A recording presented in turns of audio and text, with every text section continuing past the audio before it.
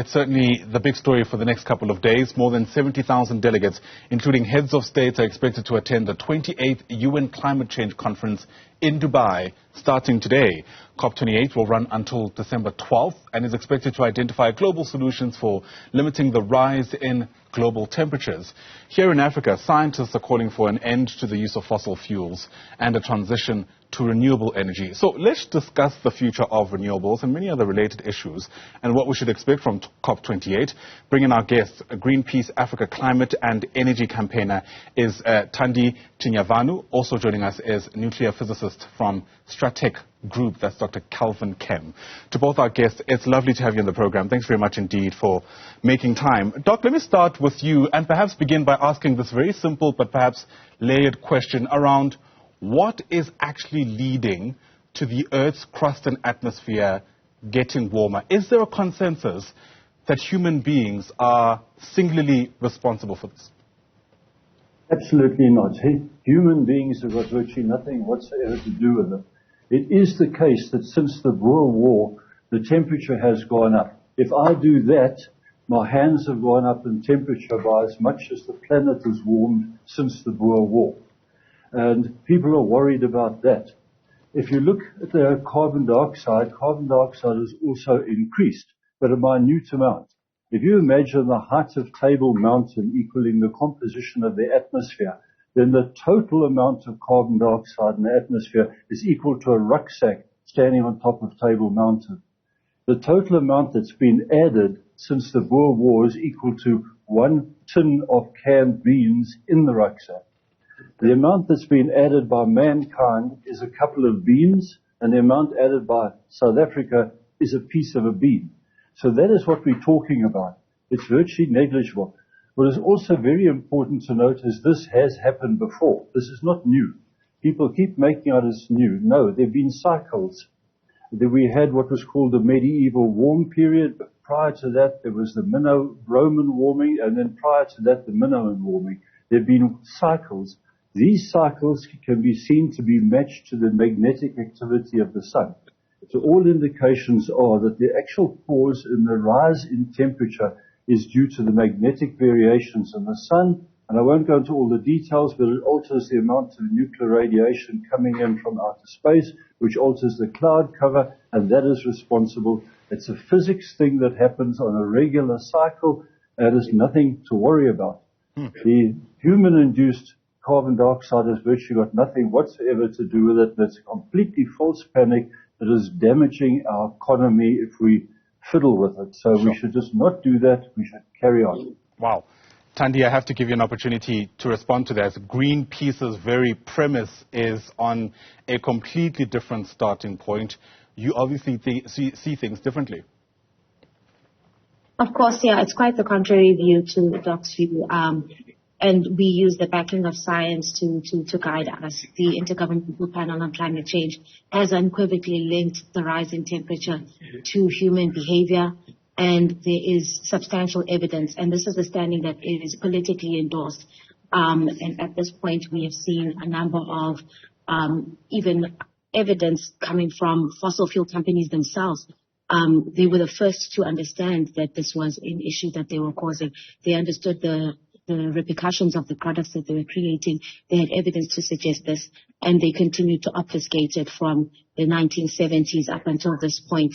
So it's quite well-known evidence, and Greenpeace Africa stands with that position. Yeah, and this is why I started here, because I think sometimes we take it for granted that there is a consensus around how it is we got here, and more importantly, what the way forward looks like. Doc, in your mind then, where do we place gatherings like COP28 in a context where so much goes into organizing something like that, with the hopes that there'll be substantial material change for the inhabitants of this earth, you and I? Well, the COPs are completely misguided. Since the first one in 1992, they've gone in there with an attitude to prove their particular position, not gone in with an attitude to find the scientific truth. We hear that lots of scientists are backing that. You'll find that the document now that Greenpeace put out is full of people, students largely, but others are forestry people, fisheries people, anthropologists and so on. Where are all the physicists and chemists?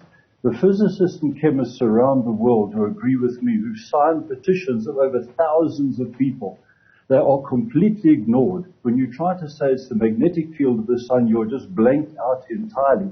They do not want that solution. They want a solution. They want an argument that it's mankind's fault, therefore there's somebody to hammer, and therefore somebody to tax. But to what end? Unfortunately, the IPCC is not at all accurate. You cannot trust them at all. They came along a while ago with Professor Michael Mann's hockey stick graph that showed a dramatic rise. The hockey stick graph was wrong. Not only was it wrong, it was turned out to be fraudulent, intentionally fraudulent. So the IPCC quietly dropped it. The IPCC does a lot of wrong things. They issue press statements which are not what their scientists said. You'll find if you look on the internet, they distorted the scientific opinions to not tell the truth. So unfortunately, you cannot trust them. Dr. Kemm, I have to ask you this question. What do you reckon then is the motive if all of this is made up? Sure, from a government's perspective, you've already mentioned that perhaps the motive here is to try tax people more, so it's a money-making scheme.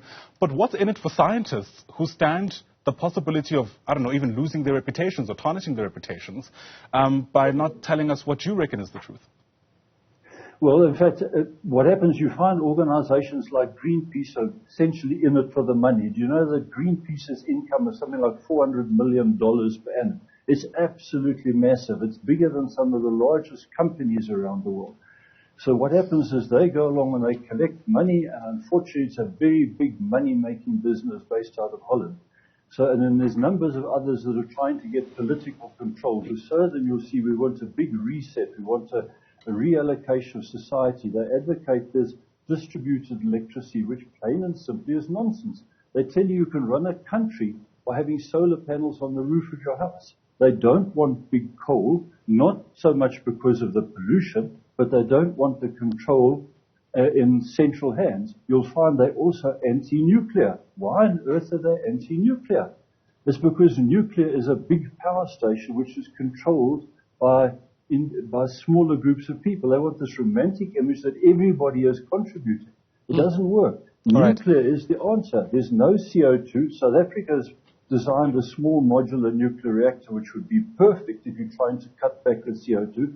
We have a solution sitting in Pretoria ready to go, and they're opposed to it. We cannot understand it other than that there's a deeper political motive which they won't confess. All right. Thandile, I have to give you an opportunity to respond to that. A number of allegations being made against an organization that you're a part of. And I suppose it's also worth speaking to how much work has been done actually to ensure that everybody who has an interest in this debate feels heard and in some ways contributes to moving to a singular direction, if you know what I mean. I think we've reached a point in which we've moved past climate denial. It is something that is well established, and the evidence is not only empirical science, but it's something that's unraveling before our eyes. We've seen the number of extreme weather events that have been taking place. They are increasing in frequency and in intensity, and that's something that we cannot deny. We've moved past that point, and we need to start profiling solutions towards this problem as opposed to continuing the obfuscation of this reality. It's not worth giving that platform to climate denial, but rather that we move away from that and we start to recognize that not only are human lives in peril as a result of loss and damage that is going to result from these catastrophic events, but we need to start innovating and seeing how we're going to establish these solutions. I hear that. And in some ways, I suppose the world is moving in one way or the other, right? Whether you believe that humans are responsible for the climate patterns we're seeing will not affect whether COP28 does take place.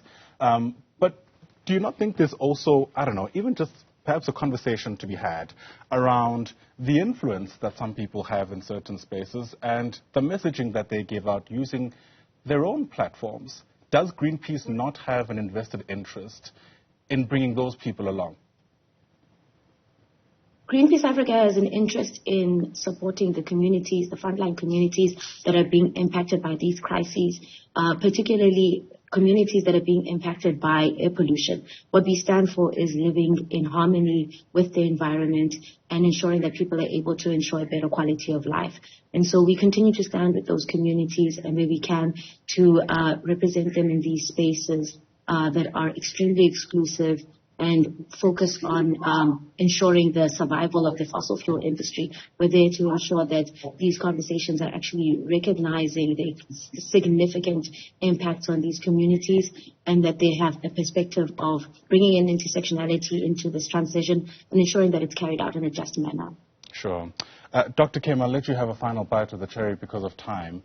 Whether it's theological debates, debates about climate change, debates around identity politics, you can choose to have dissenting views from the outside of, let's call them formal structures, or from the inside. When it comes to this particular case, and I'm talking about COP28, is it worth having these discussions, rigorous and passionate as they are, from the gathering itself, or are you past that? Oh, no, they should have discussions, but what they should do in the discussions, they must actually be honest and discuss everything. Now, you find that Thandile, for example, now says denialists. That's an insulting term. And she says they must be denied a platform. That's exactly what I'm griping about. Why should I be denied a platform because I disagree with Greenpeace? She also mentions we're after human lives. Me too. The best way to look after human lives is continue with the coal power, because we need electricity, we need to build schools, we need hospitals, roads, rail. All that has to be built. Then a big mistake is to talk about we've got to control the pollution. Yes, we have to control pollution. Carbon dioxide is not pollution. Carbon dioxide is food for plants. Since the carbon dioxide has been rising, the vegetation has increased, crops are increasing. There's also no unusual weather events. That's completely fake and false. If you look at the actual science, you'll find the weather events have not increased. And the best way to save lives now by cutting the pollution is go for nuclear power, large nuclear power stations, small nuclear power stations. Just a few days ago, the International Atomic Energy Agency announced that 10 or 12 African countries have now indicated they want to go for a nuclear future. That's the way to do it, using particularly the HTMR small modular nuclear reactor that Pretoria designed for African conditions, which is ready to be deployed. Why do we get blocked all the time when we have a solution? Right. Why won't Greenpeace discuss the magnetic field of the sun? Why do they blank it out? Sure. All right. Thandi, your final response to that? Well, Greenpeace Africa stands with the scientific consensus, and we have many credible scientists within biodiversity, air quality, and climatologists that are agreeing with this opinion and don't necessarily use beans as a unit of measure. All right. Yes, Thandile. Don't have your opinion. All right. I'm going to have to leave it there, unfortunately. Dr. Kelvin Kemm, thanks for your take on this.